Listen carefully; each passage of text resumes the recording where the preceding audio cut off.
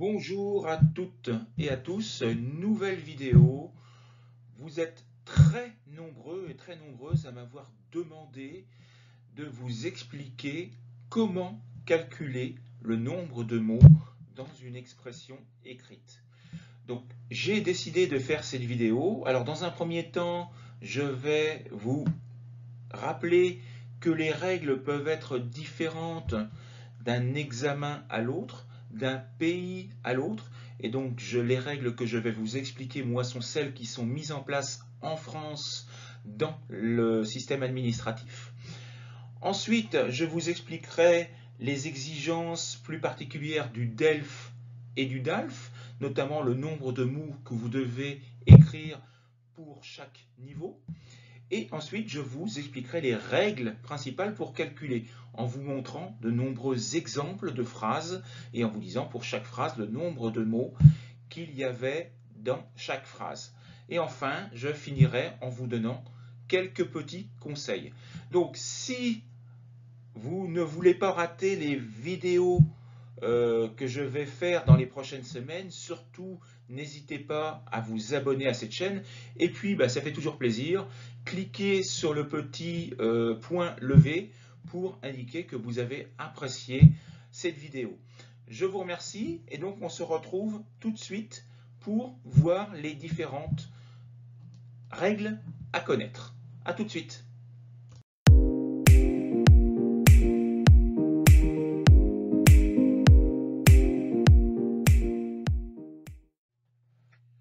Alors, je vous l'ai expliqué, les règles peuvent être différentes selon le système que vous utilisez pour calculer. Alors, je vous explique. Les règles que je vais vous fournir sont celles qui sont utilisées dans l'administration française. C'est-à-dire qu'à chaque coup que vous allez passer un examen en France, que ce soit à l'université ou que ce soit dans une école supérieure, une école de commerce, etc., ou pour l'Alliance française, qui est un système français, il y a un calcul bien précis qui correspond à ce qui est décidé en France pour le calcul des mots. Mais il est possible que certains professeurs, même à l'Alliance française, dans d'autres pays, utilisent un autre système. Et je vous donnerai quelques exemples un petit peu plus loin dans cette vidéo. Et puis surtout, il y a ce que l'on appelle les logiciels, c'est-à-dire comme Word, comme Google, qui, eux, utilisent un système de calcul qui est différent, puisque ce sont des logiciels qui sont américains pour la plupart, et donc ils utilisent un système de calcul qui est totalement différent de celui que je vais vous donner. Donc, je vous conseille réellement d'apprendre à calculer à la française et de ne pas toujours vous fier aux chiffres ou au nombre qui est donné, par exemple, par Word lorsqu'il fait le calcul. Parce que, un exemple tout simple, le mot c'est-à-dire, si vous demandez à Google ou à Word de calculer, il va vous dire qu'il y a un seul mot. Si vous respectez les règles françaises, c'est-à-dire, c'est 4 mots. C', E, A, dire.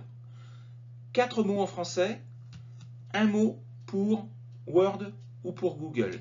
Donc vous voyez qu'il y a une différence énorme selon les systèmes. Donc moi j'insiste sur le fait que les règles que je vais vous fournir sont les règles françaises, qui correspondent donc à l'administration française.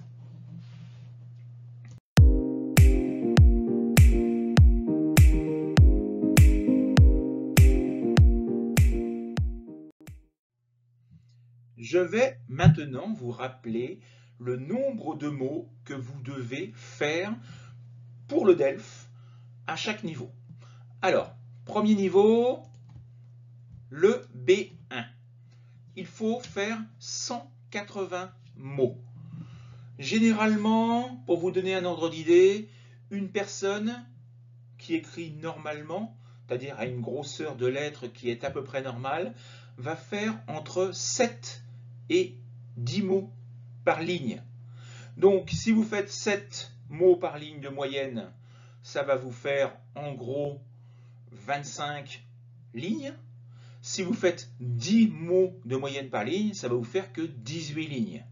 Donc, fixez-vous à peu près comme moyenne entre 7 et 10 mots, et puis ensuite, vous pouvez recalculer d'une manière plus précise. Mais donc, pour 180 mots, c'est en gros une vingtaine de lignes de moyenne. Pour le B2, c'est un petit peu plus, 250 mots minimum. D'accord ?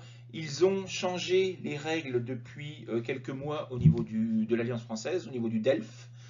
Ce n'est plus 250 mots environ, c'est-à-dire plus ou moins 10%, ce qui vous permettait de descendre jusqu'à 225 et de monter jusqu'à 275. Maintenant, c'est 250 minimum. Donc, vous ne pouvez plus descendre en dessous de 250. DALF C1. Alors, DALF C1, il y a deux épreuves d'expression écrite. Il y a la synthèse. La synthèse, c'est 220 mots, plus ou moins 10%. Donc, vous pouvez descendre jusqu'à 200 et monter jusqu'à 240. Mais je vous conseille d'être le plus proche possible de 220 mots. Et puis, vous avez l'essai argumenté de DALF C1 qui, comme pour le DELF B2, est de 250 mots minimum.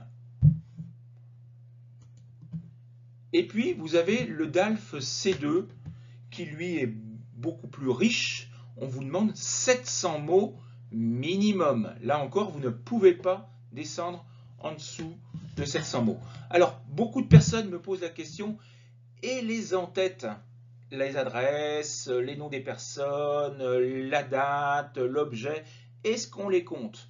Je vous conseille de ne pas les compter et de calculer 250 mots, par exemple, pour un B2 ou pour un C1, sans compter les adresses, sans compter la signature, etc. etc. D'accord? Donc, voilà le nombre de mots qui est demandé pour chacun des examens.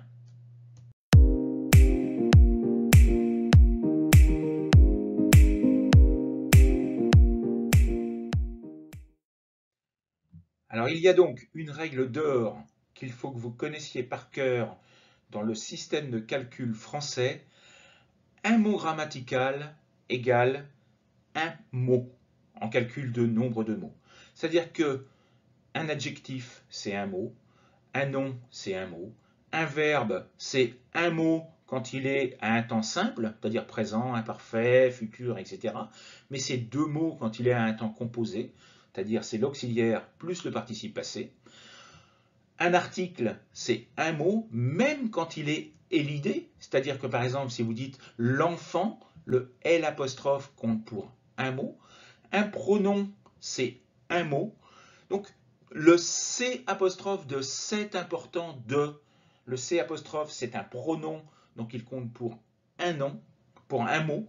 Donc, tous les mots grammaticaux comptent pour un.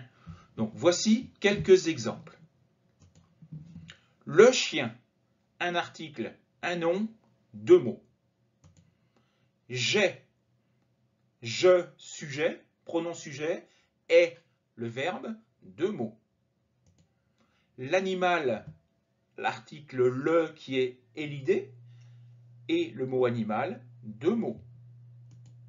Je t'ai appelé, je, sujet, t'ai, le T c'est le complément d'objet direct, te qui est élidé, il compte pour un, l'auxiliaire avoir et le participe passé, quatre mots. Le chien et le chat, article, nom, conjonction, article, nom, 5 mots. J'ai mangé, le sujet, l'auxiliaire, le participe, 3 mots. Je le lui ai donné, je sujet, le COD, lui COI, est auxiliaire, donné, participe passé, 5 mots. Le seul cas où il y a un mot qui ne compte pas, c'est quand il n'a aucune valeur grammaticale. C'est par exemple le T euphonique qui, lui, n'a pas de valeur grammaticale, mais juste une valeur, on va dire, phonétique. C'est-à-dire qu'il sert à faire la liaison, mais il n'a pas de valeur, notamment dans les questions inversées.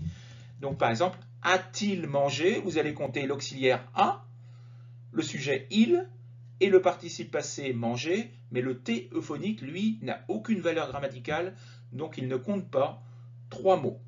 Donc voilà la règle d'or. Un mot grammatical compte pour 1 systématiquement, même s'il ne fait qu'une seule lettre.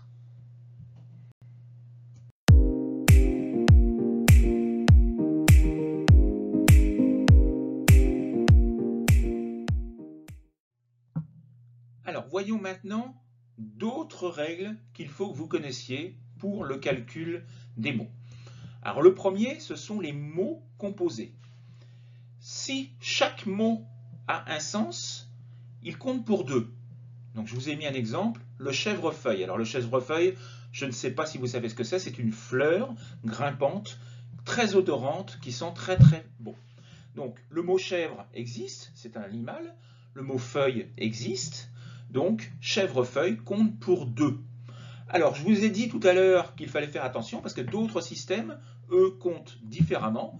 Et si vous écrivez le mot chèvrefeuille avec le tiret entre les deux sur Word, il va compter pour 1. Si vous utilisez le système de l'administration française, il compte pour 2. C'est-à-dire, même problème, je vous en ai parlé tout à l'heure, il compte pour 4 dans le système administratif français, il ne compte que pour 1 dans les traitements de texte comme Word.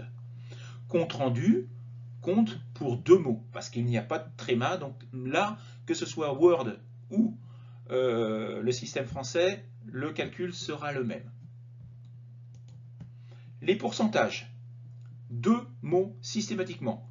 Le chiffre compte pour 1 et le mot pourcent compte pour 1, ce qui fait 2.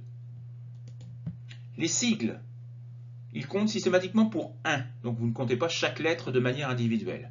Donc SNCF, Société nationale des chemins de fer français, compte pour 1. La CGT, Confédération générale des travailleurs, compte pour 1. L'UNICEF compte pour 1. Le G7 compte pour 1. Donc systématiquement, quand vous utilisez des sigles, l'ONU par exemple, compte pour 1. Les dates, un mot, systématiquement. Mais écrivez-les en chiffres pour gagner de la place, évidemment. Les pays, même les pays composés, comptent pour un seul mot. Par exemple, les États-Unis, c'est un seul mot. La Grande-Bretagne, c'est un seul mot. Les Émirats arabes unis, c'est un seul mot. D'accord? Donc, un seul mot pour les pays. Dernière remarque, les signes de ponctuation, c'est-à-dire les virgules, les points d'interrogation, ne comptent pas. Ils ne sont pas calculés dans le nombre de mots.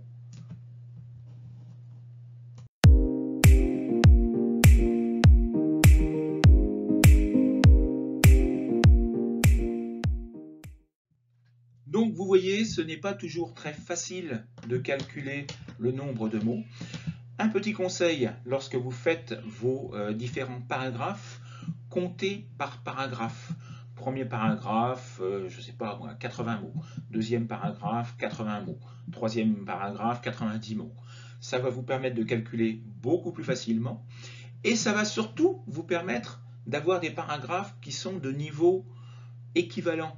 Parce que, évidemment, si vous faites par exemple un sujet où vous allez faire problème, conséquence, solution, il serait dommage que vous ayez 100 mots sur les problèmes, 20 mots sur les conséquences et 30 mots sur les solutions. 100, 20 et 30, ce n'est pas très équitable, on va dire. Donc, essayez systématiquement, si vous savez que vous allez faire 3 paragraphes, vous devez faire 250 mots, 250 divisé par 3, ça fait 82, 83 mots. Donc vous faites une moyenne de 80 mots par paragraphe et ça vous permet d'avoir des paragraphes équilibrés. Donc essayez systématiquement, pour vous entraîner, de faire des paragraphes de valeur où le nombre de mots est à peu près le même. Donc voilà les conseils que je pouvais vous donner par rapport au calcul de mots qui représente un gros problème pour beaucoup d'entre vous. Donc j'espère que ça vous aura été utile. On se retrouve bientôt pour une prochaine vidéo. Et puis là, je le répète, n'hésitez pas, le petit point pour dire que vous avez apprécié cette vidéo, ça fait toujours plaisir. Et puis, abonnez-vous à ma chaîne pour ne pas rater les suivantes. Merci. Juste un petit rappel,